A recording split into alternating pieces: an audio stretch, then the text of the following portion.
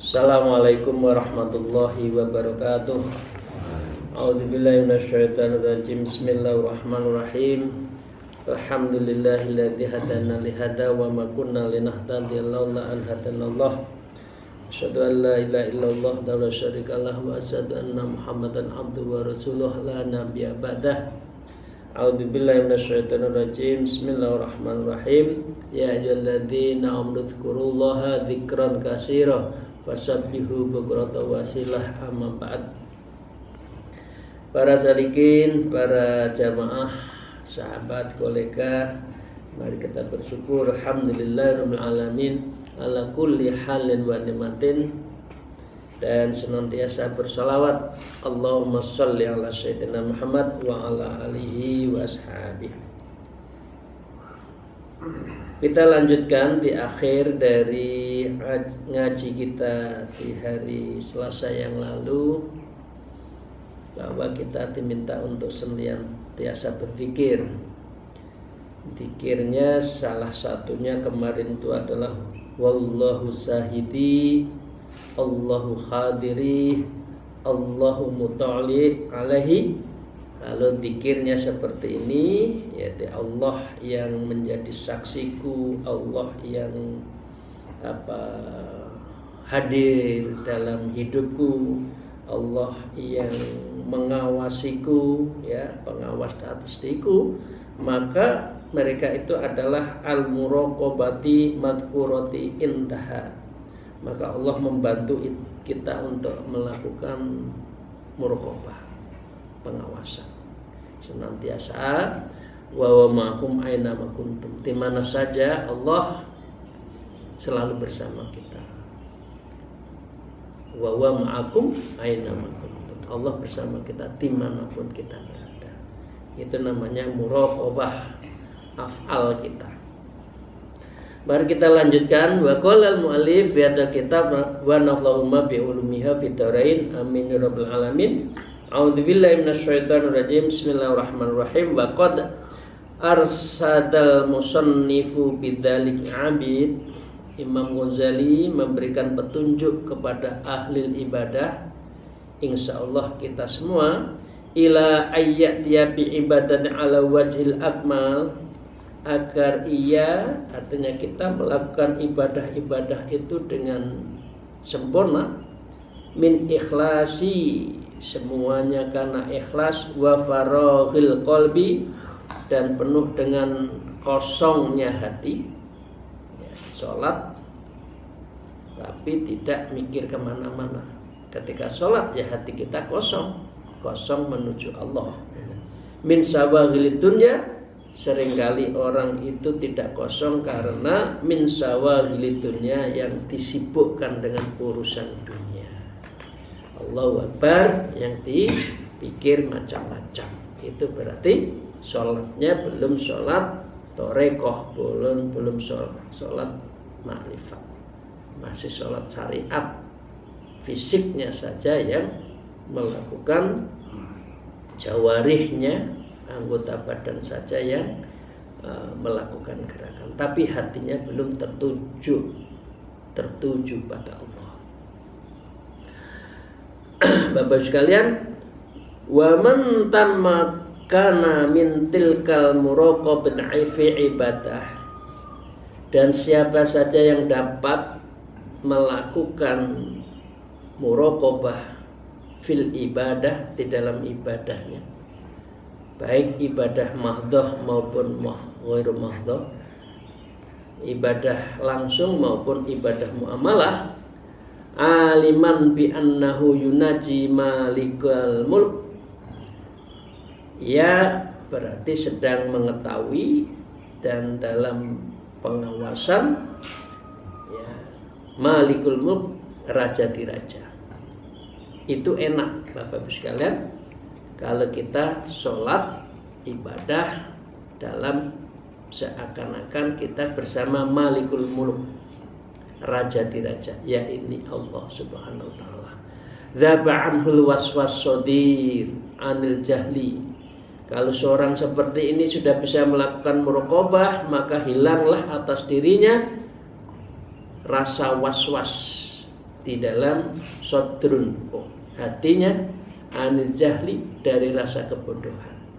Karena insya Allah ibadah-ibadah kita sudah tumus, sudah langsung tembus pada Allah. Bimasaliki, dengan karena kita bimasalik, menempuh jalan, artinya suluk, as-syari'ati, syariat, wa tadabburi ma'ani ma yaqulu, dan dia merenungi apa makna-makna yang ia ucapkan itu sholatnya syariat. Tapi kalau sudah thariqah, sudah makrifat, itu biasanya sudah seperti kita tadi, yunaji malikul mulk. Jadi kita bermunajat langsung tanpa hijab kepada Raja di Raja. Fa idza kanat ibadu kadzalik, apabila keadaan ibadahnya seperti itu, iftahalahu fima minal ma'arif, maka terbuka baginya dalam ibadahnya itu makrifat. Ma'arif artinya mengetahui sedang apa ini, lagi ngelamun dalam sholat, atau sholat menuju Allah, atau hanya gerakan, nah, itu kita tahu. Artinya kita harus sholatnya ma'rifat yang diajari melalui thariqah dulu. Ma yaksuru an wasfihi, berarti kita mampu untuk menggambarkan pengetahuan itu kulli arifin, dan itu dilakukan oleh setiap orang yang arif billah, orang yang ma'rifat. Jadi ini yang perlu kita belajar bersama-sama Bapak-Ibu sekalian. Sholat kita sebaiknya tidak lagi sholat syariat, ya, hanya jawarih, anggota tubuh kita, mulut kita bicara, tapi hatinya tidak khudur, otaknya kemana-mana. Nah ini berarti kita belum sholat ma'rifat. Bapak itu sekalian, fa'attaba ayyuhal miskin zahiran wa batinan. Imam Ghazali mengatakan, fa'adab, maka beradablah, bertata kramalah, wahai kita semua yang sangat menginginkan kehadiran zahiran wa batinan, zahir batin kita dalam ibadah. Ai bil jawarih wal qalbi, kalau sudah sholat beribadah, hadirkan anggota tubuh, jawarih wal qalbi. Jawarih dan qalbi itu menyatu. Jangan qalbinya kemana, jawarihnya bergerak ningklak-ningkluk itu, tapi hatinya tidak datang. Bimahasinil akhlak, dengan mempunyai akhlak yang baik. Wa mukhalafati muradatin nafsil manhi anha, dan dengan melawan berbagai kehendak nafsu yang terlarang. Ya, apa? Orang nafsu kan mengajak keburukan, amarah bisu. Dalam sholat pun hati digoda oleh si nafsu. Biasanya apa? Di dalam sholat itu min hubbid dunya. Sholatnya ingat dagangnya, ingat muamalahnya, pinjam meminjamnya, pekerjaannya. Masih begitu ya ibu-ibu kita semua ya. Jadi sholat masih ingat yang macam-macam. Itu belum apa? Belum muraqabah ya. Yang menggoda apa lagi? Wariyasah, kedudukan.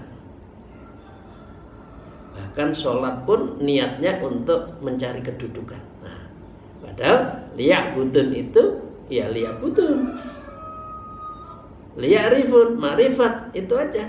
Perintah Allah sholat. Tidak usah sholat diniatkan untuk kepentingan-kepentingan. fi mukhalatatin nas, yaitu mengenai pergaulan dengan sesama manusia, wa fil infirati bin nafsika, dan bahkan di saat kita sendiri pun masih ngelamun tulul amal menyangkut hubbud dunya war riyasa. Nah, kalau sudah seperti itu ya, maka kita tadi kan diminta beradab ya. Baina yadillahi ta'ala ta'addubul abdi. Kita beradab, tata krama kita di hadapan Allah dan tata krama seorang hamba, ay khadimil malik, seperti kita pelayan kepada Allah. Bapak sekalian, pelayan itu bisa nggak di hadapan bosnya mencak-mencak, ngomong kasar, keras, kan nggak bisa, harus beradab.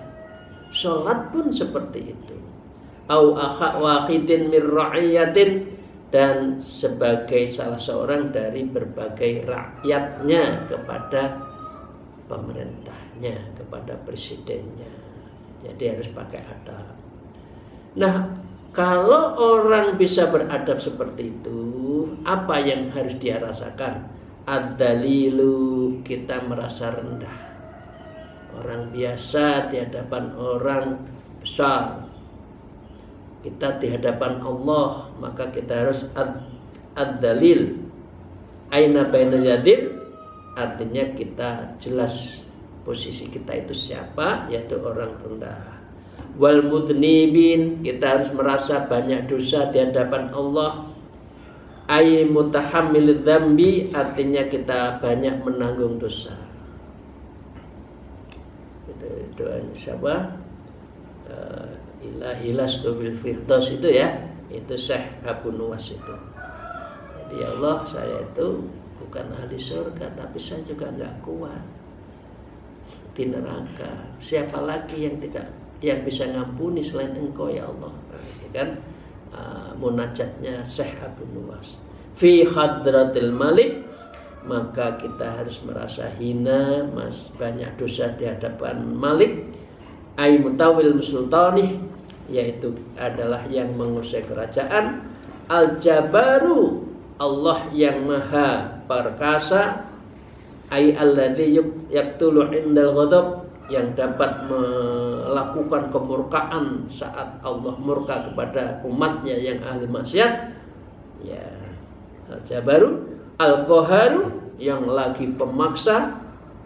Ay alladzi qara ra'iyatan fala yaqdiru ahadun ala tafi muradih, yakni zat yang memaksa hambanya maka tidak akan mampu seorang pun untuk menolak keinginannya. Jadi Bapak sekalian, kalau jenengan kita semua sedang didolimi orang, zikirnya ini, ya Jabbaru ya Qaharu sebanyak-banyak. Allah yang akan memaksa mereka, Allah yang akan maha perkasa dan maha pemaksa. Jadi nggak usah takut dimusuhi orang, difitnah orang, nggak usah takut. Baca saja ya Jabbar ya Qahar sebanyak-banyaknya. Mari kita lanjutkan. Qala badum, di antara para ulama berkata, idza aradta an taf'ala syai'an, apabila kamu ingin melakukan sesuatu, fa'lam, maka ketahuilah, awalan annallahu ta'ala hadiran wa nadhiran, engkau harus paham dan yakin bahwa Allah adalah hadir dan Allah yang maha melihat kita. Ini adalah muraqabah af'al, sifat dan ma'iyah kita. Artinya kita dalam pengawasan perbuatan kita, sifat-sifat kita, dan semua yang menyangkut ma'iyah sehari-hari kita itu dalam pengawasan Allah Subhanahu wa ta'ala. Fa in kana dzalika syai'un khairan, lalu jika keadaan sesuatu baik, ya tadi kita berpikir ya apakah ini perbuatan baik atau tidak, fa'alhu, maka lakukan, bil khuduri ayat tadallul fil a'dha'i, dan penuh dengan ketundukan ya, fil a'dha'i, dan penuh merendahkan diri anggota tubuh kita. Wal khusyuk, dan kita khusyuk. Au khafdhiz sauti ri'ayah, dengan merendahkan suara, ya, ri'ati, dan penuh memperhatikan, wa ta'dziman, mengagungkan siapa? Lillahi ta'ala. Jadi gitu Bapak sekalian, kalau kita mau beribadah khususnya sholat harus khudur, ya, sauti ri'ayah wa khafdhiz saut, menjaga suara kita jangan mengganggu kanan kiri. Lebih baik sholat kita itu sir kalau lagi sendiri. Wa illa, dan jika tidak baik, fatrukhu. Hati kita kan sudah mengatakan jangan engkau lakukan itu, apa saja yang jelek-jelek itu, ya, khaufan, maka itu karena takut minallahi adabihi, yaitu takut pada Allah, wa adabihi, dan siksaan-siksaannya. Wastahid, ya, Allah yaraka maulaka haitsu nahaka wala yafkuduka haitsu amara. Wastahid, maka berusahalah, artinya fadl taqataka, kerahkan kemampuanmu itu kalau sudah sholat. Allah yaraka maulaka haitsu, agar Tuhanmu melihat dirimu, ya, di mana kamu sedang apa. Allah tahu kita sedang sholat, kita sedang lamun, kita sedang memikirkan sesuatu Allah. Ayfi maudhi'in, yaitu dari suatu tempat, nahaka wala yakdzuka haitsu, Allah yang melarangmu dan engkau agar tidak kehilangan Allah dimanapun saja. Berapa? Amaroka, karena perintah-perintah Allah Subhanahu wa ta'ala. Ini persis, ya, persis setelah wukuf maka kita muraqabah kalau dalam ibadah, dalam suluk. Setelah wukuf, ya, muraqabah af'al, sifat, dan ma'iyah kita. Jadi kita harus paham dalam keadaan pengawasan Allah. Itu semua artinya idlal wus'aka fi tahsilistina-bil ma'asi, ya, kerahkanlah kemampuan untuk menjauh dari maksiat, wa tahsili ada'il ta'ab, dan meraih penunaian kita menunaikan berbagai ketaatan, litasili, untuk kita mencapai ila nihayatil matlub, kepada batas akhir suatu yang dituntut. Artinya maqasid kita. Maqasid kita apa? Tujuan kita Allah. Kemana? Akhirat. Fi jannatin na'im, wa fil jannah bi ru'yati rabbil alamin. Itu maqasid kita. Kalau kita bisa melakukan itu, berarti kita apa? Litasili ila nihayatil matlub. Berarti di akhir tujuan kita selalu bersamai, diawasi oleh Allah.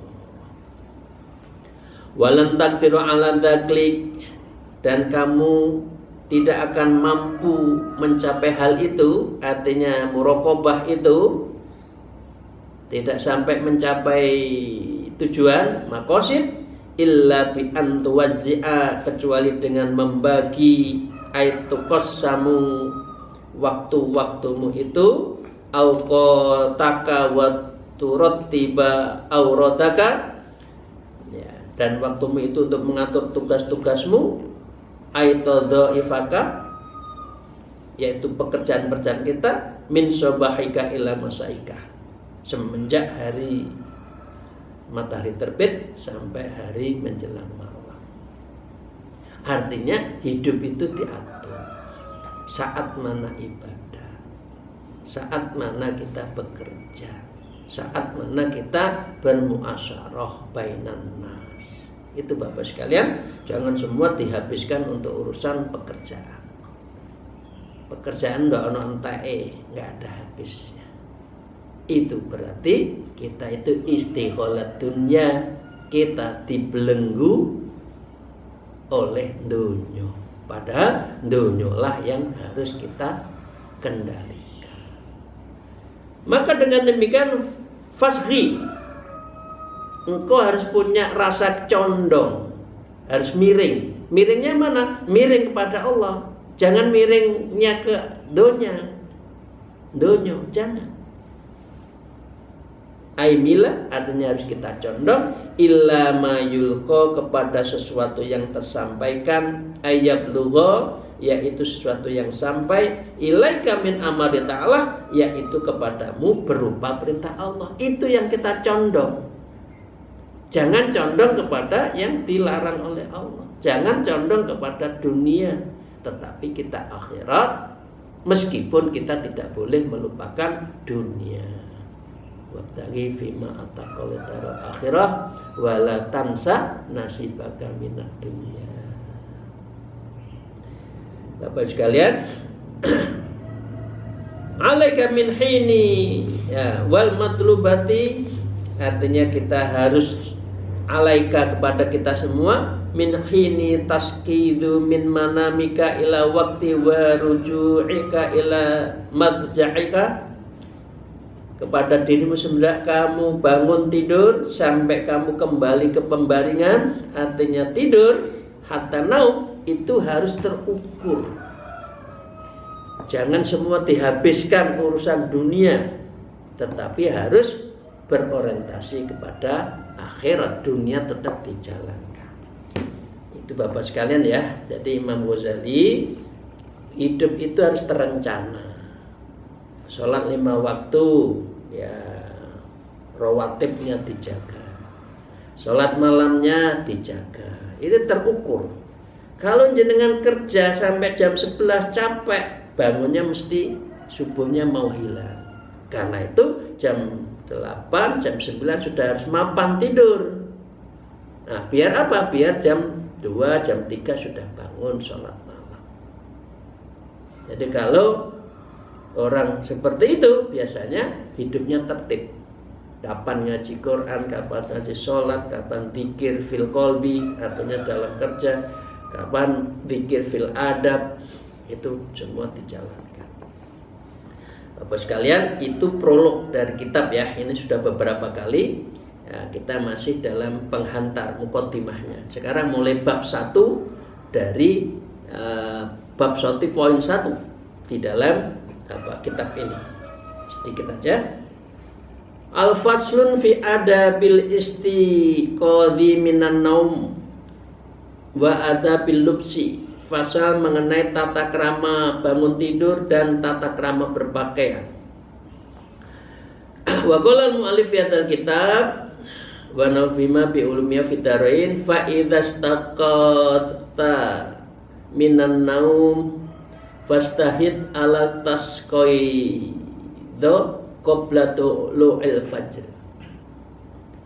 Fa idza staghizat, apabila kamu bangun, artinya aradal istiqadha, artinya hendak bangun, minan naum dari tidur, litahsil fadlil uzma, untuk meraih keutamaan yang besar, ya fastahid, maka engkau harus berusaha, ya artinya mencari.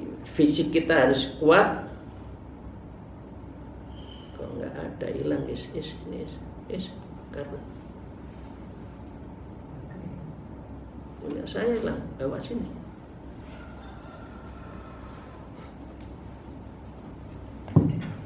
Ada halangan dikit, terus. Bersabar, nampaknya ada gangguan. Bapak langsung ya. Apa namanya, jaringan. Kita langsung ya. Ada gangguan jaringan sedikit. Saya lanjutkan para jamaah. Fastahid, maka kamu harus sungguh-sungguh. Sungguh-sungguh apa? Aitas qaida qabla tulil fajar. Kalau bangun itu sebelum sholat fajar. Malam sholat fajar itu adalah qabla subuh. Jadi bangunnya jangan waktu subuh, tapi sebelumnya. Awalal waktu atau sholat di waktu malam itu sebelum subuh, sholat fajar. Li'annal taghlisa aula min tanwiri. karena sesungguhnya gelap akhir malam itu lebih utama dibandingkan suasana terang. Jadi indahnya munajat itu ketika jam 3 itu 1 jam atau 2 jam sebelum subuh, itu asik betul. Li'annal insana idza syara'a fi sholati awalil waqti, karena sesungguhnya manusia apabila melangsungkan sholat awal waktu, wa fi dzalikal waqtu dzulmatun, dan itu masih dalam keadaan gelap, kanat malaikatul laili hadirah, maka itu malaikat sahibul lail itu keliling. Ada enggak di rumah itu yang bangun malam? Ataukah semuanya satu rumah jelenter tidur sampai habis, sampai akan habis sholat subuhnya? Kelihatan. Jadi al malaikatul lail hadir, malaikat sahibul lail itu hadir. Tsumma idza taddat sholata bisababi tartilil qiraati hatta dhaharat da'a. Kemudian apabila sholat itu memanjang dengan sebab pembacaan tartib hingga terlihat jelas masih terang, hatta dhaharat da'a, artinya sholat subuhnya panjang zikirnya, kanat malaikat nahar, maka malaikat sahibun nahar, siang pagi itu juga menunggu, ya, hadiron, kehadirannya, aidon juga, wahum yashaduna sholatahu, dan dia menyaksikan sholatmu. Artinya ketika sholat malam ditunggui oleh malaikat malam, sahibul lail. Sholat subuh, habis sholat subuh terus zikir, matahari terbit, maka dijemput dengan malaikat sahibun nahar. Jadi ibadah kita itu semua dalam keadaan didampingi para malaikat, ya, menyaksikan ibadah sholat-sholat kita. Artinya ini sholat Isra. Jadi pergantian, ya, malaikatnya itu pergantian. Ada yang jaga malam, ada yang jaga pagi. Wa aidan insanu idza syara'a fi sholati subhu min awali hadzal waqti wa amdat qiraatu, dan juga seorang apabila memulai pelaksanaan sholat subuh dari awal sampai pembacaannya panjang, fafi asna'i hadzal waqti, lalu di pertengahan waktu membacakan itu, yang qalibul alamu, kemudian perubahan alam, min dzulmati ila dhoi, dari keadaan gelap menjadi terang, ya, maka malaikat juga tetap menjaga kita. Karena ini kira-kira sholat malam, sholat fajar, sholat subuh, zikir-zikir sampai sholat Isra. Nah, ini saat-saat yang bagus, ya. Fadzulmatu fanasibatun lil maut adam, adapun kegelapan itu sesuai dengan kematian, ketiadaan. Wadda'a munasibul lil hayatil wujud, sedangkan terang itu sesuai kehidupan dan ada. Artinya siang dan malam kita dijaga oleh malaikat. Fal insanu lama qama mim manami, maka manusia tatkala ia bangun dari tidurnya, faka'annahu, maka ia seakan-akan intiqala, beralih minal mauti ilal hayat, dari kematian menuju kehidupan. Coba Bapak sekalian, ini kan kekuasaan Allah.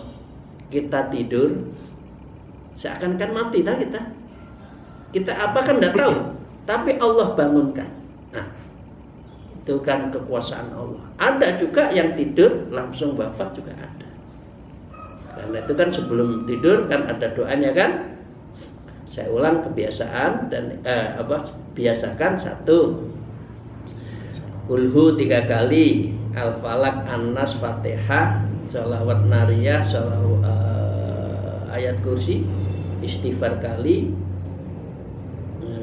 sholawat 3 kali, dan subhanallah alhamdulillah wa la ilaha illallah wallahu akbar 3 kali tidur.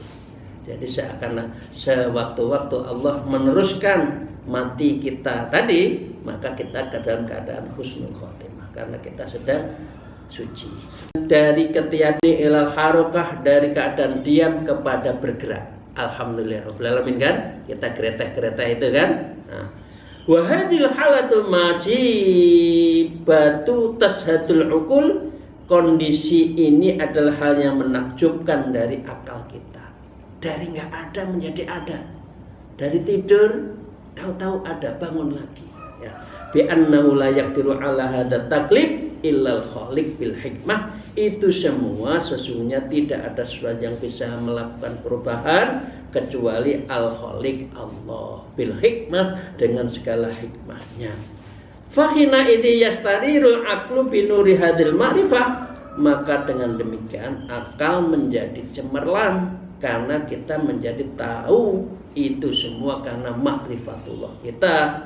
Wa takhallasu min maradil qalbi, dan ini terbebas dari penyakit hati. Artinya kita Allah menghidupkan, Allah lah yang mematikan.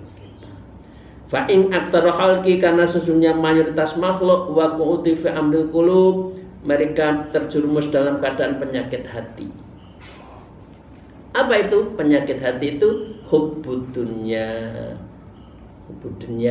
wal khirsun tama wal hasadu hasad wat tafakhuru membanggakan diri, padahal wal anbiya'u kal ata'ibadil hadikin, sedangkan para nabi sama seperti para dokter, hamilu ummatum ala suru'i fi ta'ati wal ubudiyah, mereka menekankan umatnya untuk melangsungkan semua dalam hal ketaatan dan keibadahan. Minal awali, dari awal waktin qiyam, ya, minan naum, sejak kita bangun dari tidur. Li'annahu mimma yanfa'u fi izalatil hadal marad, karena sesungguhnya hal itu termasuk dalam hal menghilangkan penyakit hati. Hakadha qala Sarbini, seperti yang dikatakan oleh Imam Sarbini. Terakhir, wal yakun awwala ma yajri ala qalbika, dan jadikanlah apa yang paling pertama dalam lisanmu di dalam bangun tidurmu, zikrullah, menyebut nama Allah. Alhamdulillahi ya rabbil alamin, bangun tidur kan, ahyana wa ahyana ilaihi nusyur, itu kan doanya kan, amin ya rabbal alamin. Nah, itu saja Bapak sekalian. Nanti kita lanjutkan di hari Selasa tentang hadis bagaimana orang tidur itu langsung bangun, tidak mematikan alarm. Masih banyak ya, alarm dimatiin tidur lagi. Ya, ini ada cara bagaimana kita mengeluarkan 3 ikatan, yang itu ikatannya setan kalau kita lagi tidur. Demikian, terima kasih, mohon maaf atas segala kekurangan saya. Alafum minkum, wallahul muwaffiq ila aqwamit thoriq. Assalamualaikum warahmatullahi wabarakatuh.